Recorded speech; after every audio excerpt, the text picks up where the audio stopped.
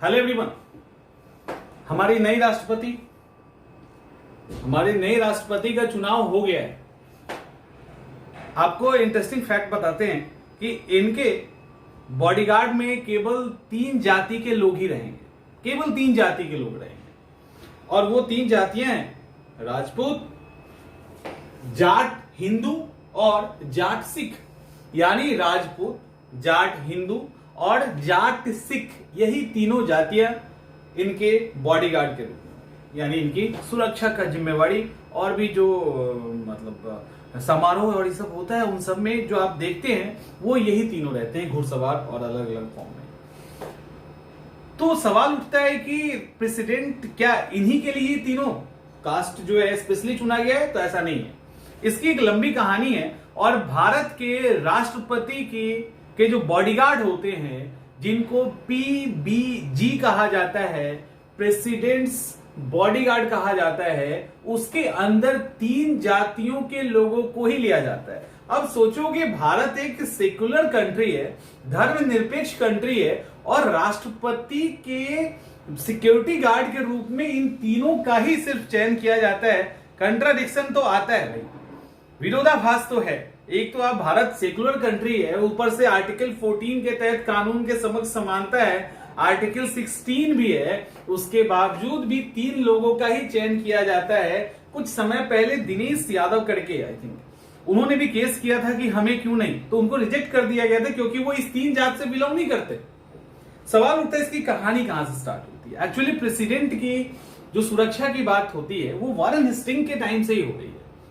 1773 से इनको पहले 50 सेना की टुकड़ी दी गई, 50 एकदम ट्रेंड सेना की टुकड़ी दी गई मुगलों की तरफ से, उनके तरफ से सुरक्षा के लिए दिया गया।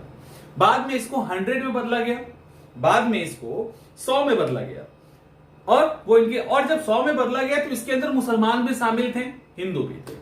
और यहां पे ये जब 100 में बदला गया तो 1773 से 1780 के बीच इसको गवर्नर्स ट्रूप्स ऑफ मुगल कहा गया। ठीक है, गवर्नर ट्रूप्स ऑफ मुगल नाम इसको दिया गया। ये सब याद नहीं करने की जरूरत है, बस समझा रहा हूं आपको, समझिए कैसे हम लोग यहां तक पहुंचे हैं 3 जातियों पे। 1784 से 1789 की बात करते हैं।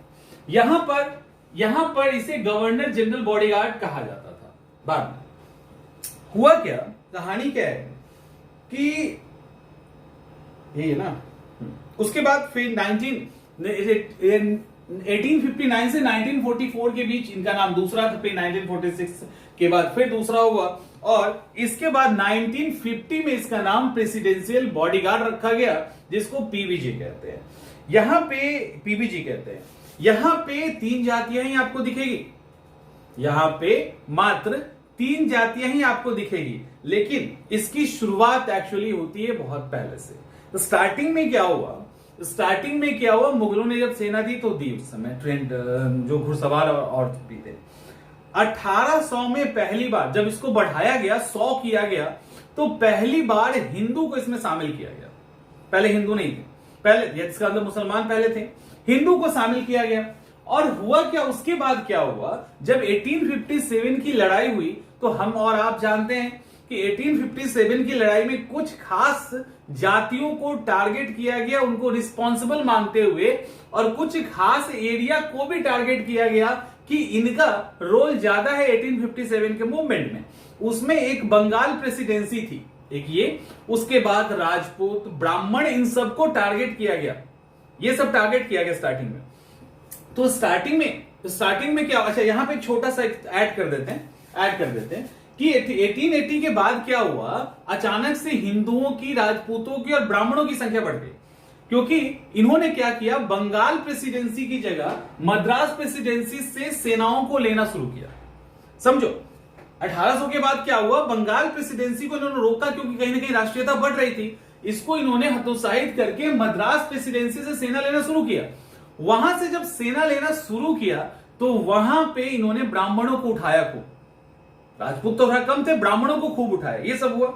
लेकिन 1857 का कहानी बदली, बंगाल प्रेसिडेंसी पे तो रोक लग ही गया, साथ में राजपूत, ब्राह्मण, इस तरह के जिनको रिस्पॉन्सिबल माना जा रहा था 1857 में, उनसे उनकी जो है एक तरह से सेना के अंदर भर्ती लगभग अनऑफिशियली रोक दी गई। तब किसको किसको लिया गया? गोरखा को लिया जाने लगा, सिखों को लिया जाने लगा, इन लोगों को लिया जाने लगा। तो हुआ क्या, 1883 में पहली बार सिख को शामिल किया गया, पहली बार सिख शामिल हुए। 1887 में पंजाबी मुसलमानों को शामिल किया गया, फिर पंजाबी मुसलमान, अब सिख भी आए और फिर से मुसलमान की एंट्री हो रही है। उसके बाद यहां पे उसके बाद क्या हुआ कि 1895 तक पूरी तरह से ब्राह्मणों को और राजपूतों को लेना बंद कर दिया गया, क्योंकि इनको मतलब अपर कास्ट होने का एक गर्व था और अंग्रेजों से जल्दी झुकते नहीं थे उनके आगे। तो उसको लेकर इन्होंने क्या किया, इनको साइड करना शुरू कर दिया। राष्ट्रीयता का भावना भी इनको दिख रही थी, इनके अंदर कुछ ज्यादा लड़ाकू जातियां थी, तो इनको इन्होंने संट किया, साइड किया। जब इनको साइड किया तो सिखों की संख्या और मुसलमानों की संख्या इक्वल हो गई। सिख भी 50% हो गए और मुसलमान भी 50% हो गए। तो आप सोचो कि उस समय 50-50% दोनों चल रहे थे। उसके बाद में पंजाबी मुसलमानों को यहां पे शामिल किया गया। तो ये सारे फैक्ट्स थे। अब यहां पर आप जब देखेंगे तो सवाल उठता है, उसके बाद ये सीक्वेंस चलते चलते चलते आके 3 जातियों पे आकर रुक गया। एक था जाट, दूसरा था एक तो राजपूत, दूसरा जाट हिंदू और तीसरा जाट सिख। क्योंकि जाट की अलग अलग जातियां होती है, वो मुसलमान भी होते हैं, अलग अलग होते हैं। तो उसके अंदर से 3 को फिल्टर किया गया। आपको पता होना चाहिए इस 3 के फिल्टर के लिए जो लॉजिक दिया जाता है सेना के साथ, वो ये है कि इनकी पुरानी खानदानी वीरता और इनकी कदकाठी। तो पहले नियम ये था भारत की आजादी के पहले कि मिनिमम राष्ट्रपति के बॉडीगार्ड में मिनिमम उसकी हाइट 6.3 होनी ही चाहिए। अमूमन नहीं मिलता है, तो 6.3 की हाइट होगी तभी वो राष्ट्रपति के बॉडीगार्ड बन सकते हैं। आजादी के बाद उसको घटाया गया क्योंकि मिलना थोड़ा मुश्किल हो गया। 6 फीट पे आके उसको रोका गया, यानी 6 फीट से कम आपको कोई दिखेगा ही नहीं। इसके अलावा ये जो घुड़सवार हैं, ये अच्छा इनकी संख्या कितनी है ये कंफर्म नहीं, ये वैरी करता रहता है, कोई ऑफिशियल संख्या इनकी नहीं है, वो वैरी करती रहती है। ये जो घुड़सवार है वो कहा जाता है ये आखिरी घुड़सवार दस्ता की जो पीढ़ी है वो यहां से चलती आ रही है। तो इनका ये आप रेड ड्रेस में देख रहे हैं, जरूरी नहीं कि रेड में ही दिखेंगे, ये आपको व्हाइट ड्रेस में भी दिख सकते हैं, अलग ड्रेस में भी दिख सकते हैं, अलग अलग समारोह पे इनको आप अलग अलग ड्रेस में देख सकते हैं। तो इस तरह से बेसिकली जब भी पूछा गया, जब भी कोर्ट में रिप्लाई देना हुआ, तो सेना का रिप्लाई यही था कि स्पेशल कद काठी को देखते हुए हम इन 3 कैटेगरी से ही इनको चुनते हैं। इसलिए यहां पे जाति धर्म इनको ध्यान नहीं रखना चाहिए, क्योंकि राष्ट्रपति हैं तो उनकी सेना जो होती है वो लंबी और भव्य दिखनी चाहिए। ये लॉजिक है इंडियन आर्मी की तरफ से। कोर्ट में जब भी विवाद आता है तो ये दिया जाता है, अभी तक यही चलता आ रहा है। तो हमारे जो अभी राष्ट्रपति हैं इनको भी इसी तरह से सुरक्षा इसी तीनों जात के द्वारा दिया जाएगा। तो ये कंट्राडिक्शन है, लेकिन इसके पीछे जो लॉजिक है वो भी हमने समझा दिया। उम्मीद करते हैं फैक्ट्स अच्छा लगा होगा, और इस तरह के और भी फैक्ट्स अभी हमारे पास हैं, उस पर भी हम लोग बात करेंगे।